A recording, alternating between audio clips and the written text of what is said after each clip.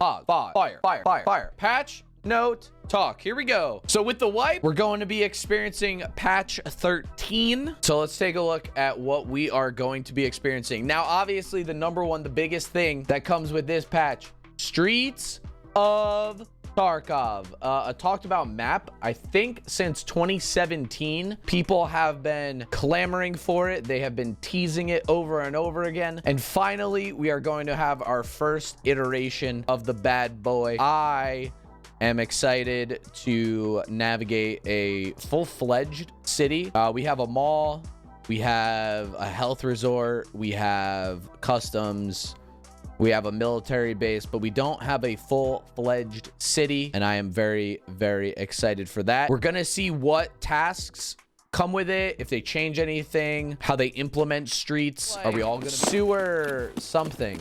Extract. This looks like an extract. This looks like that sewer road. Are we all going to be on streets? Who knows? I am excited nonetheless for streets. Then we have repair kits and enhancements. They're adding a little bit of a RPG element into Tarkov. Essentially, when you repair a weapon or armor with a repair kit, either a weapon repair kit or an armor repair kit, obviously, there is a potential that it could get rare enhancements. However, they can only be applied at the elite level of the corresponding skills. So that will be some time before we see the enhancements. And here it talks about the enhancements. So for body armor plate carriers, enhancement reduces damage. Weapons have 2 enhancements: decreased malfunctions and accuracy increase. The enhancement is effective within a certain range, and then it will be removed in case of another repair. So that's neat. It's probably a 1 raid only enhancement. The enhancement is valuable effective. Okay, interesting. So if you enhance a piece of armor or a weapon, you can, the price of it goes up because it has more value. That's a very nice thing. The intelligence skill now affects the amount of repair points that will be spent on repairs. Okay, interesting, cool. Now the value of the removed max durability of an item when repaired. When repairing via repair kits depends on the corresponding skill. Okay. So just a little bit more in-depth repairs. Nothing too crazy because we're only going to, I think, experience the enhancements when everybody's elite skilled, which won't be for some time. They're adjusting skills a little bit. They're adding a light armor and heavy armor skill. Both of those will interact with their respective armor classes. Mobility penalty, armor, wear of armor when repairing, damage, you know, just typical armor class things. Charisma gets reworked.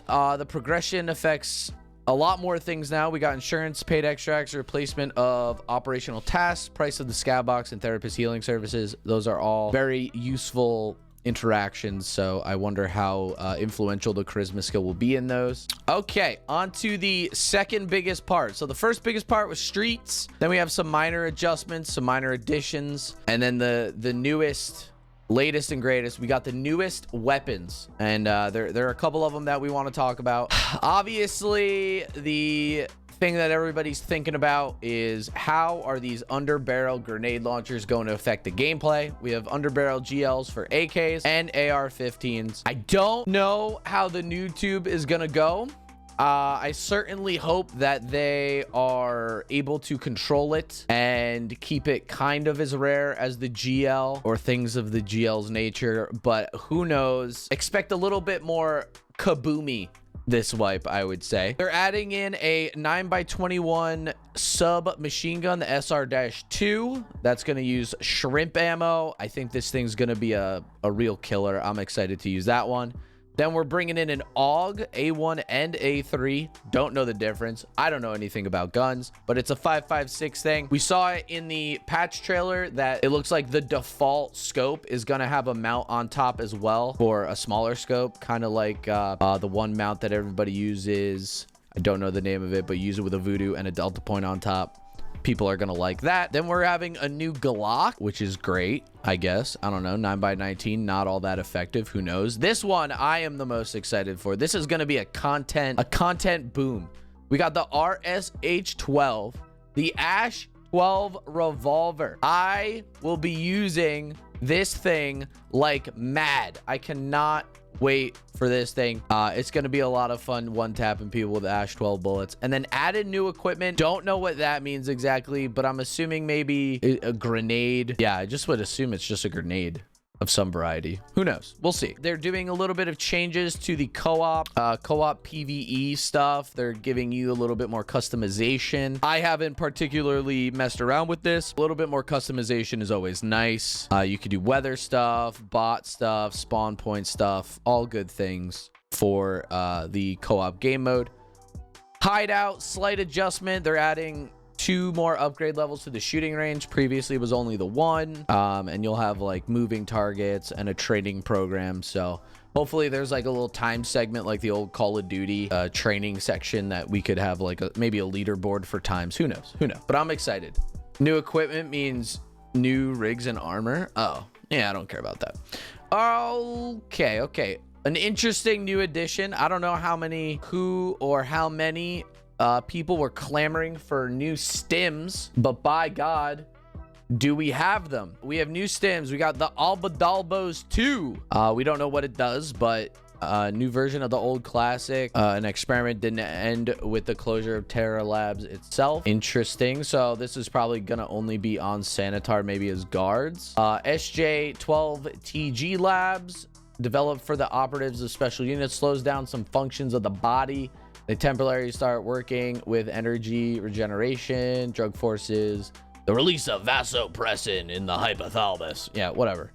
There's usually a jump in temperature to 40 to 42 degrees. So what? You'll probably be more exposed on thermals with this bad boy, but you'll get like a nice boost for it. Perphotorin blue blood, a blood substitute. Once in the blood, it temporarily speeds up metabolism, regenerates tissues. So another healer, most likely. And you probably, it says negatively affects health. So you probably sacrifice a little bit of your HP to heal up, which makes sense. Kind of like a serve kit, potentially. Trimadol, an opioid synthetic. An overdose leads to exhaustion of the body after the effects wear off. Okay. So it's like an adrenaline V2. PNB Product 16, developed by a labs group. Of course, everything is in the Norvinsk region. Allows a short-term activation of the inner muscles, bringing them into a state of hypertonicity. Which in turn reduces received damage. Okay, so it's like a melatonin.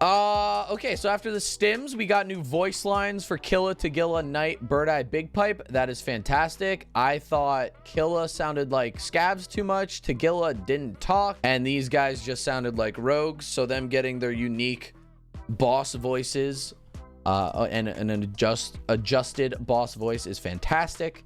Excited about that. Very excited to hear what Killa has to yell at me right before Killa slides in and claps my cheeks. Okay, list of changes. Rebalance weapon mastering, rebalance trades, added new barter items. Fantastic. Excited to see those. Rebalance conditions and rewards in the old quests, as well as added new ones. Great. Some quests in chains can now become available after a period of time after the completion of the previous one. Ooh, a little bit of timing locked on quests. That's fantastic. Various improvements and changes in the hideout. I'm sure we'll see some new crafts and things to make hideout pieces change. That has happened time after time. Spawn points of some quest items have been changed. Ooh, the item will be in one of the random places located near each other. Interesting. I wonder what that means exactly. Some recipes for crafting in the hideout will become available as a reward for completing specific quests. That's a great function. I like that. New type of extraction is available on streets. To activate it, you will need to fire a green flare in the area before the exit. Otherwise, you will be shot by snipers. Cool. That's always nice. A new interactive, a way to interact with the map. I like that. Added the ability to add a craft to your favorites. Oh! Dude, underrated addition. Dude, you can, oh, that's so good. You could pin crafts. Thank God. Thank God, that's such a good one. Added weapon malfunctions for bots. So like, are the rogue bosses just gonna always malfunction because their stuff's messed up? Anyway, improved behavior of rogue bosses. Okay, fantastic all around. Graphics. I don't know what FSR 2.1 is, but they added it, so that's great. I hope the voices are muffled because they wear full face helms. Yeah, they're just like, we're gonna kill you. Yeah, Sanitar is the only one with an English voice line, which is hype. I love his English voice line. Another big gameplay thing. Reworked the sound mechanics mechanics. I'm excited for this. They scrapped Steam audio because it was absolute garbage and did not function at all as it intended, or as they intended, I should say. They're adding Oculus audio. I don't know what Oculus audio is, but then again, I didn't know what Steam audio was. But they're saying the sound positioning system changes will be noticeable regardless of the binaural sound setting, but we recommend you enable it. So I'll be enabling it. I'll be trying it. In the current implementation, the sound positioning system handles a much larger number of conditions to form the final sound in relation to the player's position. Don't know what that means, but it can only be good. The final adjustment of the positioning is available on factory custom woods streets. Other locations will have the quality of sound gradually improved in the upcoming updates. Okay, so on Shoreline, Reserve, and Interchange, and Labs, you're not going to find it, but we'll see what that means. I'm excited for that. And then we have our list of fixes, several memory leaks, an issue where looted containers were left open to other players, soft lock, error, bots could fall through stuff. Didn't experience that one, but that's cool. Spawn of bots right next to players. They've been working on that one for a while. The reaction of bots to players loading into raids without equipment. I guess that means maybe more aggressive. Raiders to players behind transparent glass. Some visual bugs. Sight position on the Saiga 12. I guess there was a bug there. I don't know. What else? Freezing when jumping over certain objects. Oh, we might have no more levitation. Sag. Oh, ability to complete multiple quests with a single item. Didn't know you could do that. Wounded sound in lobby. Flashlight issue. Camera position. Oh, they finally fixed the T5000. That's sad. And anything specific? No. So overall, I think it's gonna be a pretty interesting patch. Obviously, we get streets. We get some new weapon, or we get some armor skills. We get new weapons. I'm excited for that revolver. And then we get 5 new stims, a couple hideout changes. And as always, there's gonna be a ton of stuff that's not mentioned here. We're gonna have new streamer items.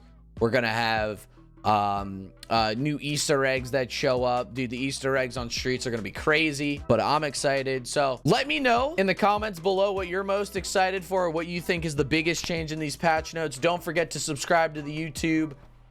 All right, fantastic. Wait, hold on. Like, share, subscribe. Pog. Take it, Ish. Peace out, you dig. End the YouTube video.